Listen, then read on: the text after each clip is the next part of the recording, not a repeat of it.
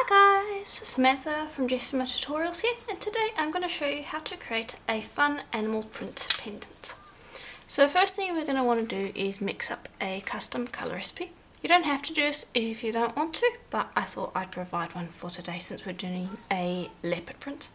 So this is the colour recipe and I'm going to show you how to do that. So I've rolled out the three colours on the thick setting of my pasta machine. Then you want to take a cutter, and then it says here 2 white, so you want to cut out 2 white, and it says 1 of each other colour, so just cut out 1 of each other colour. And it's simple as that. The only thing you need to make sure is that all 3 of your sheets are the same thickness, and that you use the same cutter across all of the colours. There we go, that's your colour mix. You then run that through the pasta machine, mix that all up, and we're going to make a skinner blend. Okay, and here we go, that's just about right.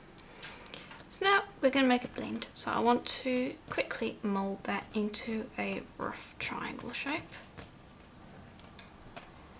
like so.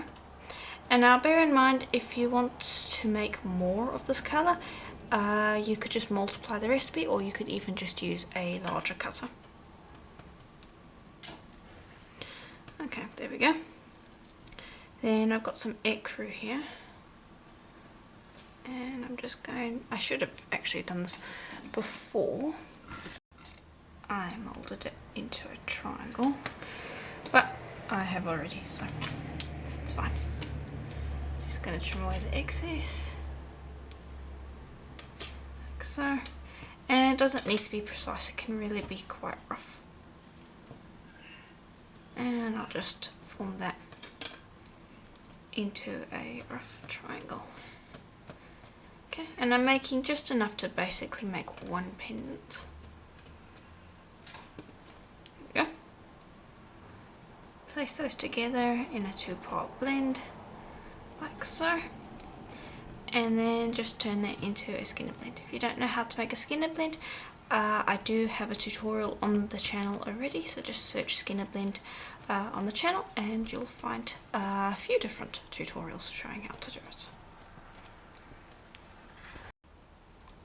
Okay, and here's the blend. Now I'm just going to take that and I'm going to fold that in half again so that it thins it out. Just press in those ends so that you don't end up with too much scraggly bits. And then run it through from one end to the other, lengthening it. Okay, and that's roughly what you should end up with.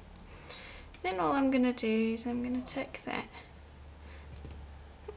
and I'm going to fold it over itself, creating a skinner blend plug, like so. You'll just go up the whole length of the blend, like so. Okay, and that's what you should end up with.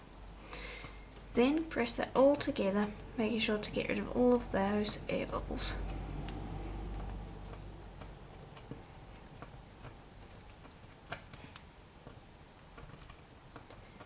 Okay. And I'm not trying to reduce it or anything, I'm just pressing it all together so that it's one nice firm block of clay. Okay, then the next step is going to be to bring over a blade, preferably a thin one. I just find that it works out better when I do that. And I'm just going to cut a slice.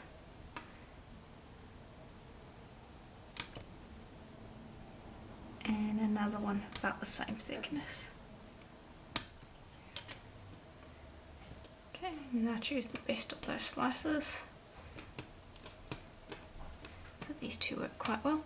Then you can either mirror them like so, you can mirror them like this as well, or you can even have them sit like that. Personally, I am going to go with the dark side, mirroring the dark side, like so. And as for the rest of the blend over here, just pop those pieces back together in the right order. and you can then run that back through as a blend. You can use it in any which way you want as a blend goes anyway. Okay, just go pick that up. Got a piece of paper here, and I've got another piece. And I'm just going to burnish that so that the two pieces are stuck together. And I'll burnish from one end, flip, and repeat the process. And this should thin it out a little bit. I'm probably going to want to thin it out even more. But before I put the serve past the machine, I just want to make sure to have gotten rid of air bubbles, gotten that seam nice and smoothed out, and just gotten the two pieces together nicely. Okay, now because of what we're going to be doing later, I do need this to be quite thin. So I'm going to pick that up, and I'm going to run that third past the machine from this end to this end on my third thinnest setting, like so.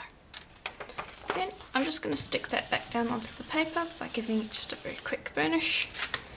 And now we are going to work with our silk screen. Now we are going to be making a leopard print today, so I'm going to be using my leopard print silk screen. And now the reason I went with this blend where it's dark in the middle and light on either side is because I want to mirror it with my leopard print, because this is the back of the leopard and these are the spots going down each side. And if you have a look at the colouring, generally it's dark on the back and then it goes light. So I'm just going to take that and I'm going to line it up in the middle, burnish it. Everything I'm doing on the side you want to repeat on the other side as well. Got some black paint. This is black acrylic paint. Here's the brand.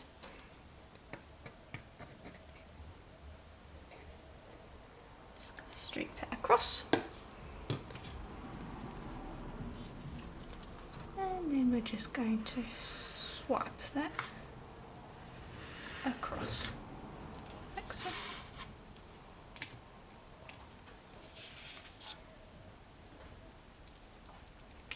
There we go, and you can see how nicely that turned out. Clean your screen, let that dry, and repeat on the other side. Okay, and there we go. And here's the back. Now I did have a little accident over there where my screen shifted on top of the clay, but otherwise it looks quite nice.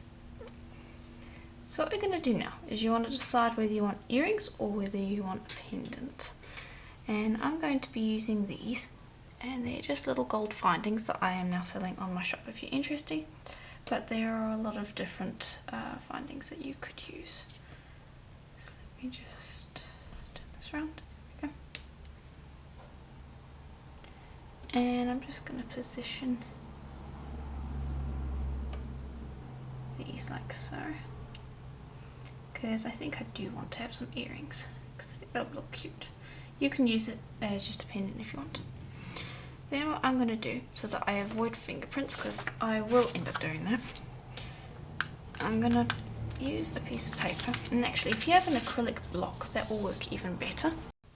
And here we go, I'll just use my lentil roller, and I want you to press that down into the clay, and do this preferably on a piece of paper so that the back's going to look nice when you're done with this. There we go, and you can see that it is going to give it a slight dome as well, which is very nice. Okay, so once you've pressed that down, you're then going to bring over a craft knife and you're going to trim around it. Now, a few things I want to say just before I move on to the next step. Your clay needs to be quite thin, I'd say maximum third thinnest setting, or about a millimetre thick. Another thing, you want to be doing this on a piece of paper so that the clay on the back looks nice when you're done baking this. Also, you need to be prepared to put resin over the top of this because polymer clay does not stick to metal. So you need to be able to resin the top of this. If you don't want to do that, then I would not recommend the metal findings. Okay, with that out of the way, you're just going to take this and just trim around the edge, like so. You want to just trim the whole way around, and you want to repeat with both of them. And our trick is to try to keep your craft knife as straight facing straight up as possible. You don't want to have it at an angle. And that's going to give you the cleanest cut. Okay. Okay, and there we go. And after you've cut them, you should be able to very easily lift them off the paper. And you're going to find that the dome, excuse me, that the back will have domed inward as well. Okay, now we want to cut that out. You can use your blade if you want to, but if you have them, micro circle cutters are much better. You can also drill it later, but just in general this works better. I'd recommend grabbing one that is slightly smaller than the hole and cutting out like so. I'm just going to go back in there and I'm just going to twirl that around to make it nice and neat. Okay, there we go. Repeat with the other one. And there we go. That's how they should look. Now, quick thing I want to quickly point out, because I know that some of you don't like using resin or UV resin for that matter. If you don't want to do that, when these are baked, or even when they're raw right now, you could put some Kato liquid clay over the surface, and that would bond the metal to the polymer clay, just because it would create a nice seal over the top.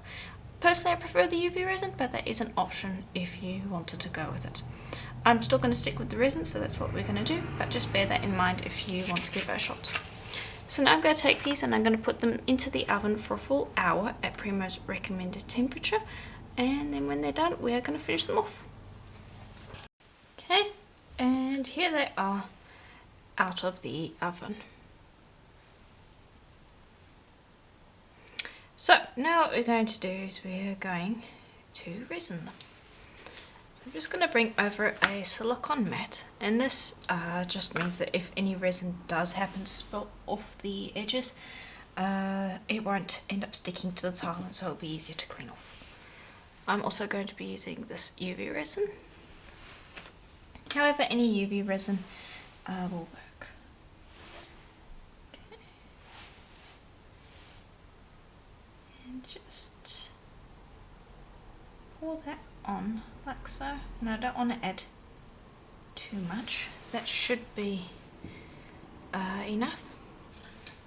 And I'll just bring over some piercing pins, and all this is going to do is just kind of hold it in place while I spread this around.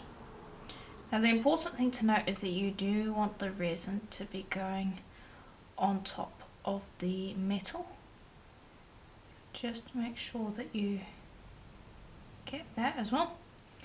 Then once you've finished spreading the UV resin around, you want to put that into the UV light for around 15 minutes.